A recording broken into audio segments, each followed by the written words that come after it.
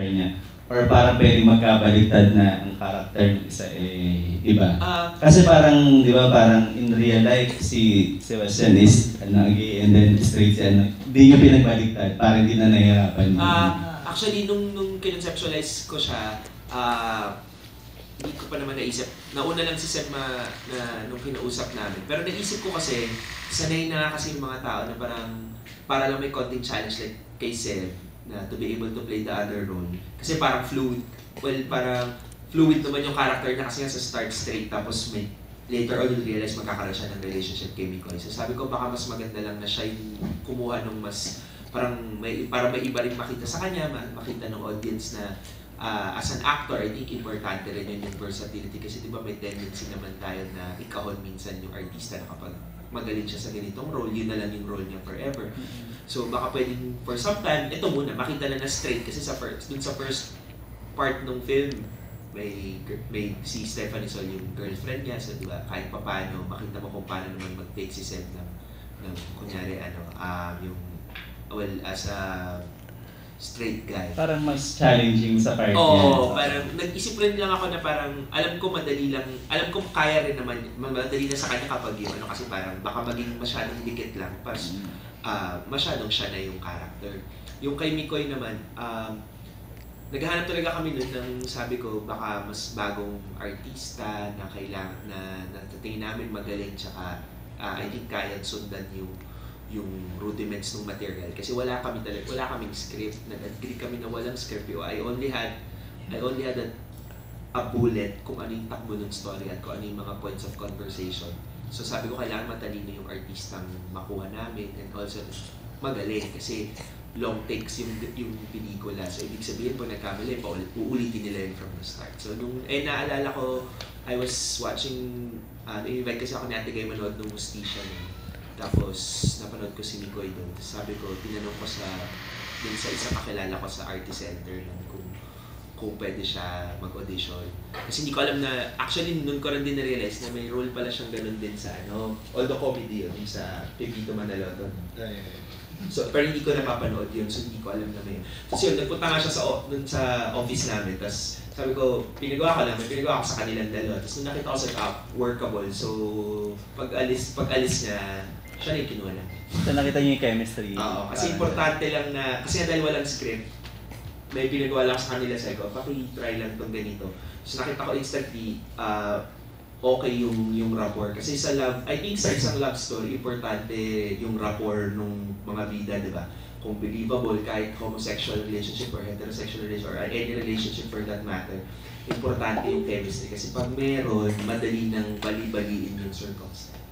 Kay Sebastian, kamusta, how is it working yung character mo? Hindi ba nahihirapan? Kasi it's a straight guy going to a gay, parang medyo challenging yung role. Saka more on tahimik yung character mo, di ba? Hindi masyado nagsasalita. Unlike yung kay Mikoy na salita ng salita. Ikaw tahimik. Nahihirapan ka bang mag-acting? Nahihirapan siya tumahimik.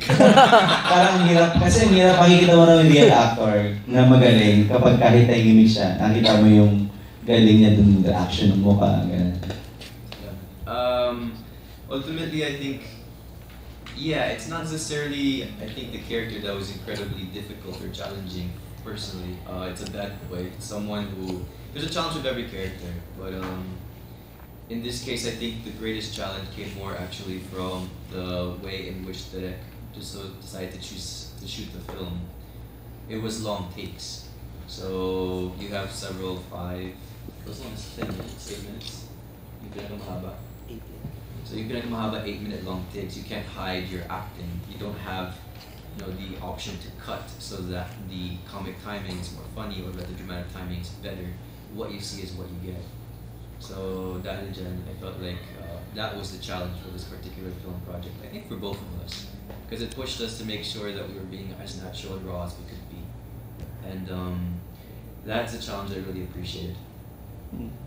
Kay Mikoy, medyo may intimate scene kayong dalawa dito. Yeah. Paano nyo naitawid yung kissing scene nyo? Medyo, paano nyo nag-prepare? Paano kayo nag-prepare?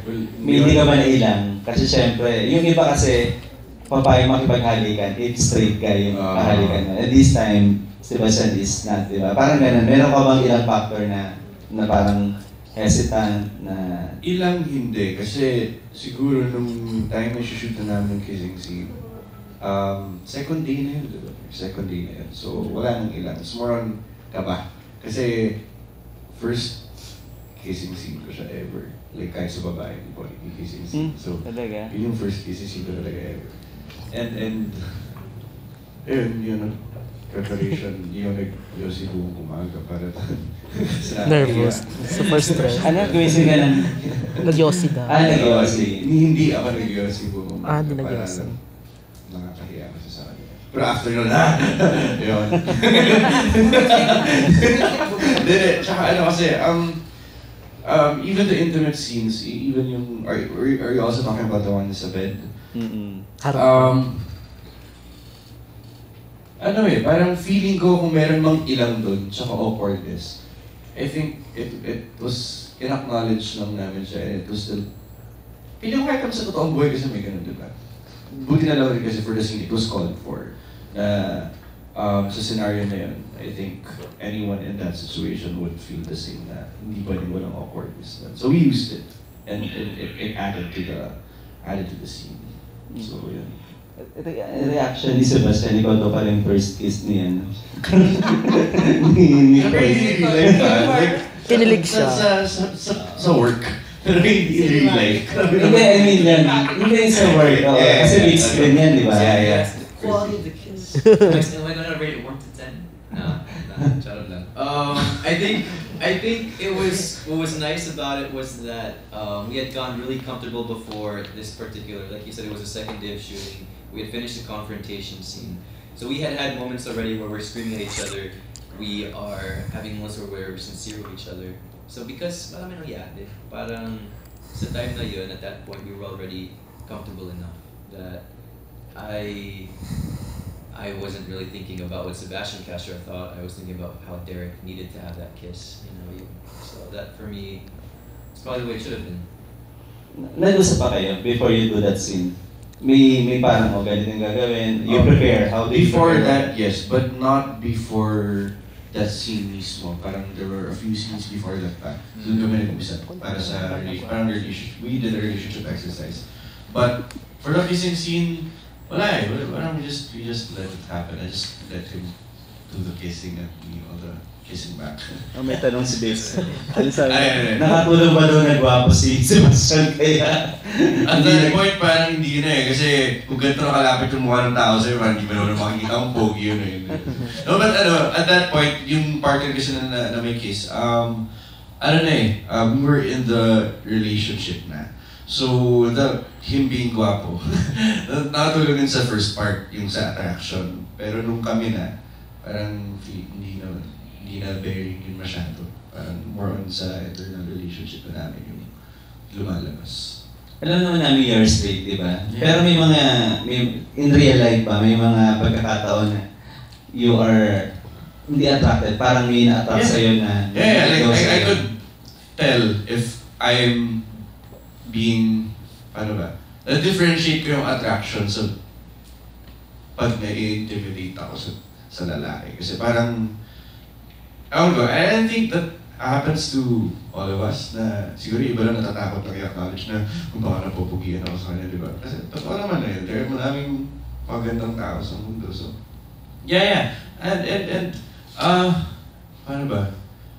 It's like I've said before, I do acknowledge my tendencies, but I'm just secured with my preferences. Like, ina-acknowledge ko naman lahat yun, kung magkagusto man ako or kung hanggang saan ko kaya. Pero siguro, at this point, masasabi ko lang talaga na alam ko kung ano yung gusto ko para sa akin. And yun. Kay Sebastian, how do you help? Paano mo siya tinulungan dun sa sitwasyon na yun? Na kiss with another guy, and then first size, big screen, parang ganyan. Parang it wasn't something that he needed help with. I was gonna crack a joke. No, basta, he's someone who is, he's comfortable in his own skin. he's open-minded enough to support our community. So I think that in itself, he made me comfortable with that. Because I didn't want to be in a situation where you have an arrogant, straight man, maybe, who was gonna make you feel uncomfortable. In his situation, sobrang down to earth, he knows this is acting, this is his craft, this is why he does what he does. So I felt that sense of he's an artist, and he's just doing what an artist is supposed to do. And yes, he's easy on the eyes, and he's waiting. Actually, kaya ako naman sinabi kanina pogi ka, pinitay ko sabihin mo rin pogi ako. We all know Mikoy is a cutie, and that has helped as well with the chemistry. Sabi ko pogi ka, sabi mo cute ako. Yeah, I have my market. With that words coming from both of you, and you're both single. Yeah. Kung Oh no! You're not?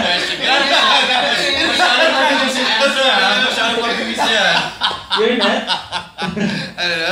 You're not single? No, No, I am. No, alam mo na ako sa papunta yung tanong ko. No. After 2 years, you're more mature na. Dati yata may relationship pa kayo, di ba? Nung ginagawa. Yeah. Ngayon, parang na kayong single. And then, binalitong 4 days. Hindi kaya sign yun. Hindi, joke.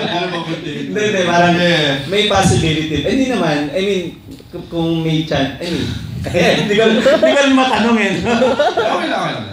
Yun, yung may chance ba? Magkakaliban kami. Special to Mikoy kasi straight guy ka. Sabi mo, alam mo yung preference. Siguro mayroong... Pwede ba mag-fall in love ka kay Sebastian? Pwede naman, like, 1% chance. Oh, yeah. Joke lang. Then siguro kapag kinulong mo kami sa isang island ng kaming dalawa lang. Baka. Pero, I just... Okay, I'll book my flight tomorrow.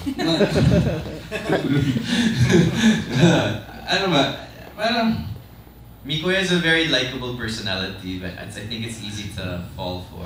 But at the same time, I think it's clear that he has whatever tendencies he's talking about. He's a straight guy, so naturally, of course, his priority is finding someone that matches him in every possible way. So, I'm contemplating right now, like if I would go for you. That seriously. Di ba nakakilig sila? No, it's not a straight up 4 days part na lang. Pero, paano ba? Hindi naman hindi ko type si Kukulong ko na lang sila sa island sa part 2. Tingnan natin. Hindi na sa UP. Okay, ito lang. There's no sugarcoating. Parang walang maligning way to say it. But Seb is, tulad ng Seb, he's likable. Like, madami siyang traits na ina-admire ko.